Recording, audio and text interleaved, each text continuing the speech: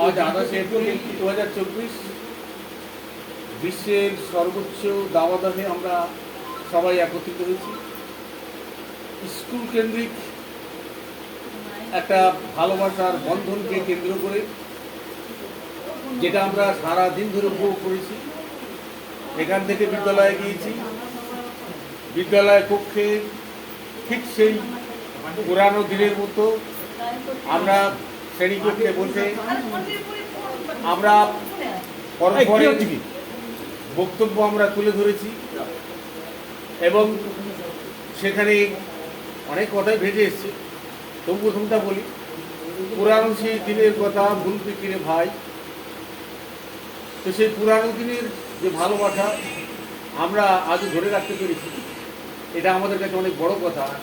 এবং সেই ধরে রাখার ব্যাপারটা মনের মধ্যে আজকে আমাদেরকে একটা আলাদা শক্তি দিয়েছে, যে এইরকম একটা দাবাদাহকে পরাস্ত করে আমরা নতুন আনন্দের সারাটা দিন আমাদেরকে ভাসিয়ে দিয়েছি।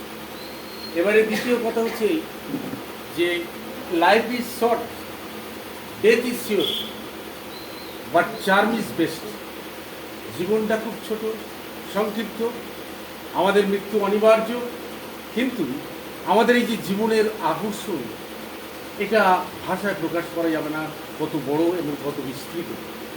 যাই হোক, তৃতীয় পেজে আমি বলবো, সেটা হচ্ছে আমাদের প্রত্যেক বন্ধুর থেকে আলোচনার মধ্যে দিয়ে যে বক্তব্য বেরিয়ে এসছে, সেটা হলো আমাদের এই ভালোবাসা, আমাদের এই বন্ধুত্বের যে আকর্ষণ, এটা আমরা যতটা সম্ভব ধরে রাখবো আবৃত্তি, এটা আমাদের চেষ্টা করতে হবে।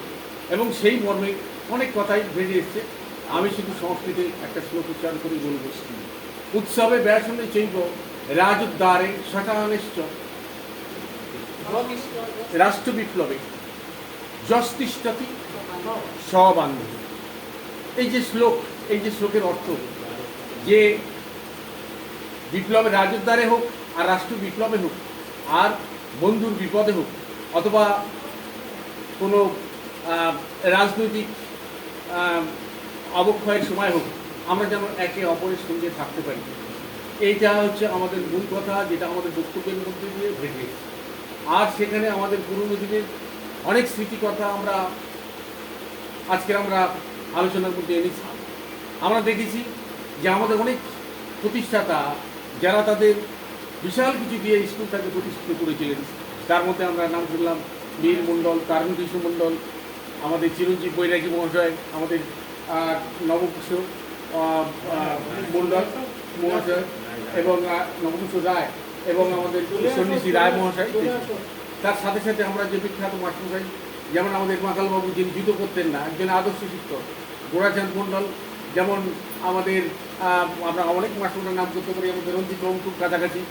এছাড়া আরও অনেক মাস্টারমশাই ছিলেন, বিশেষ করে মোহনবাবু, যেভাবে আমাদের বাংলা পড়াতেন, আমাদের প্রত্যেকের মনের মধ্যে, বক্তব্যের মধ্যে সেই জিনিসগুলো প্রস্ফুটিত হয়েছে। যাই হোক, সেটার মধ্যে দিয়ে আমরা বুঝতে পেরেছি অনুষ্ঠান সম্বন্ধে আজকের এই যে অনুষ্ঠান, এটা আমরা সর্বান্তকরণে সাফল্যমণ্ডিত করার দিকে আমরা এগিয়ে চলেছি।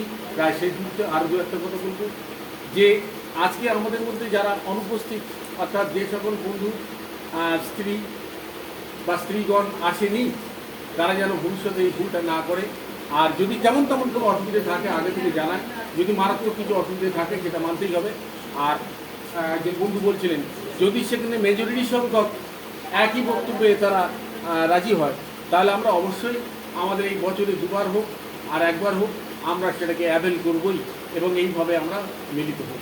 এবং সবশেষে বলি, সবার মঙ্গল কুশল কামনা করে আমাদের এই অনুষ্ঠান দীর্ঘজীবী হোক, পরবর্তীতে আমরা একই সঙ্গে আবার এক জায়গায় আমরা উপনীত হই।